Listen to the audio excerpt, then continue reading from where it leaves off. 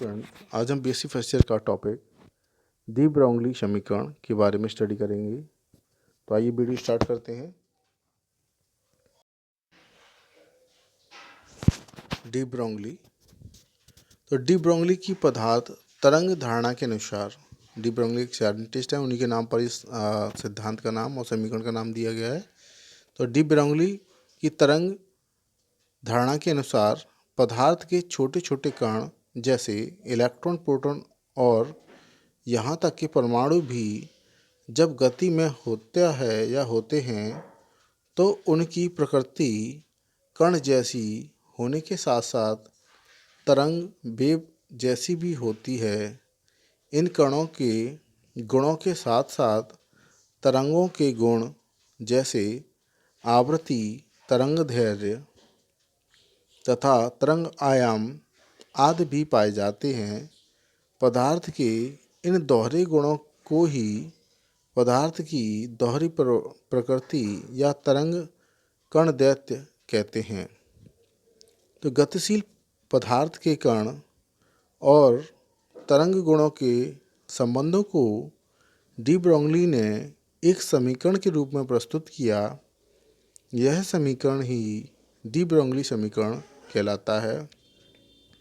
इन्होंने Planck quant सिद्धांत तथा आइंस्टीन के आपेक्षिक सिद्धांत के आधार पर अपना समीकरण प्रस्तुत किया। डी ब्रोगली ने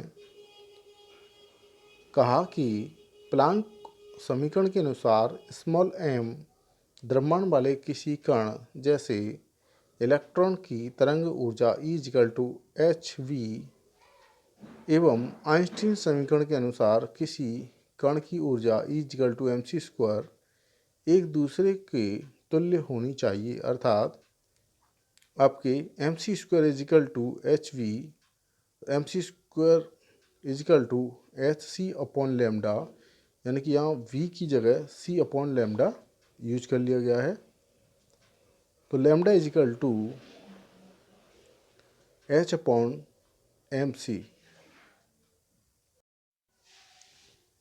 यहाँ स्मॉल m कण की संगति, c प्रकाश का वेग, v आवृत्ति, h प्लांक स्थिरांक तथा कैपिटल E उस कण से संलग्न ऊर्जा तथा लैम्डा कण से संलग्न तरंग की तरंगदैर्घ्य है। तो यहाँ तरंगदैर्घ्य लैम्डा h/mc समीकरण नंबर 1, तरंगदैर्घ्य लैम्डा h/mc समीकरण नंबर 1। इस समीकरण को डी ब्रोगली समीकरण भी कहते हैं। अगर पूछ लिया आता है 1 नंबर में कि डी ब्रोगली समीकरण बताइए, तो लैम्डा h/mc। उपयुक्त समीकरण प्रकाश के कण फोटोन के लिए प्राप्त होता है, जहाँ c प्रकाश का वेग है। किसी प्रकाश के कण के लिए mc का मान वही होता है जो सामान्य कण के लिए mv का मान होता है। अतः एक सामान्य कण के लिए लैम्डा h/mv समीकरण नंबर 2। उपयुक्त समीकरण डी ब्रोगली समीकरण कहलाता है। यह तरंगदैर्घ्य व संवेग के मध्य संबंध को प्रकट करता है। तो इस समीकरण को निम्नलिखित प्रकार से भी लिखा जा सकता है। लैम्डा h/m द्रव्यमान इंटू वेग v h/p। तो संवेग होता है p=mv, जबकि p कण के संवेग mv को प्रदर्शित करता है। चूँकि h स्थिरांक है, इसलिए इसका मान स्थिर होता है। इसलिए लैम्डा प्रोपोर्शनल 1/p या संवेग p प्रोपोर्शनल 1/λ समीकरण नंबर 3। अतः तरंग गति करते हुए किसी कण का संवेग उसकी तरंगदैर्घ्य के व्युत्क्रमानुपाती होता है। इसके बाद इलेक्ट्रॉन की दोहरी प्रकृति का प्रमाण। नंबर 1, कण प्रकृति। जब कोई इलेक्ट्रॉन जिंक सल्फाइड के पर्दे पर टकराता है तब उस पर एक धब्बा बन जाता है या स्पॉट बन जाता है। जितने इलेक्ट्रॉन टकराते हैं उतने ही धब्बे बनते हैं। ये धब्बे विशिष्ट स्थानों पर स्थानिक होते हैं और तरंग के समान पूरे क्षेत्र पर फैलते नहीं हैं। ये तो था कणीय प्रवृत्ति। नंबर नेक्स्ट है आपके तरंगी प्रवृत्ति। तो व्यंजक लैम्डा इजिकल टू या समीकरण लैम्डा इजिकल टू H/mb की सहायता से इलेक्ट्रॉन की तरंग लंबाई ज्ञात करना संभव है जब यह ज्ञात वेव यानी वेग v से घूम रहा हो। इसमें प्रकाश के समान विवर्तन एवं व्यतिकरण आदि का गुण पाया जाता है। डी ब्रोगली तरंगों एवं विद्युत चुंबकीय तरंगों के मध्य अंतर। तो देखिए, इन तरंगों का वेग प्रकाश विद्युत चुंबकीय तरंग की तुलना में बहुत कम होता है। इन्हें शून्य में विकिरित नहीं किया जा सकता है। ये तरंगें किसी कण से उत्सर्जित नहीं होती हैं, बल्कि उस कण के साथ संबंध रखती हैं। इन द्रव्य तरंगों की तरंग दैर्घ्य का मान बहुत कम होता है। इसमें ही एक शॉर्ट नोट यानी एक शॉर्ट टॉपिक और ऐड कर देता हूँ। तो देखिए, हाइजेनबर्ग का अनिश्चितता का सिद्धांत। हाइजेनबर्ग एक वैज्ञानिक का नाम है। उन्होंने एक सिद्धांत दिया जो कि अनिश्चितता के सिद्धांत से जाना जाता है कि हाइजेनबर्ग का अनिश्चितता का सिद्धांत।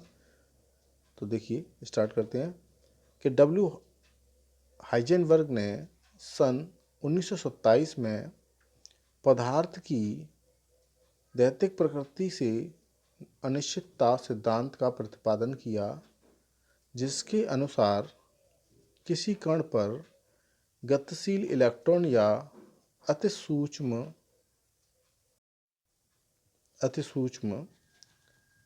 कण के संवेग p या वेग तथा स्थिति दोनों का एक साथ ज्ञान असंभव है। इसमें से एक को यदि निश्चितता से निर्धारित कर लेते हैं तो दूसरे का निर्धारण अनिश्चित हो जाता है। हाइजेनबर्ग ने कण की स्थिति की अनिश्चितता डेल्टा x और संवेग की अनिश्चितता डेल्टा p या m डेल्टा v में निम्न संबंध स्थापित किया कि delta x into delta p बड़ा है लगभग h/2π से। तो आपके delta x into m delta v बड़ा है लगभग h/2π से। यहाँ इस h प्लांक स्थिरांक है, प्लांक कांस्टेंट है। यह संबंध इन दोनों अनिश्चितताओं के गुणनफल के स्थिर मान को दर्शाता है तथा इनमें एक दूसरे के साथ व्युत्क्रम अनुपात होता है। जब संवेग या वेग में अधिक अनिश्चितता होती है तब कण की स्थिति में अनिश्चितता कम होगी। यह सिद्धांत अत्यंत छोटे कणों पर लागू होता है। तो इस सिद्धांत में यानी कण की स्थिति निश्चित होगी तो उसका वेग निश्चित नहीं होगा, अगर वेग निश्चित होगा तो उसकी स्थिति निश्चित नहीं होगी। इस सिद्धांत को ही हाइजेनबर्ग का अनिश्चितता सिद्धांत कहते हैं। तो इसमें मैंने आपको 2 टॉपिक कंप्लीट करा दिए हैं। एक तो आपके हाइजेनबर्ग का अनिश्चितता सिद्धांत और आपकी डी ब्रोगली समीकरण। ये दोनों ही आपकी परीक्षा के लिए महत्वपूर्ण टॉपिक हैं।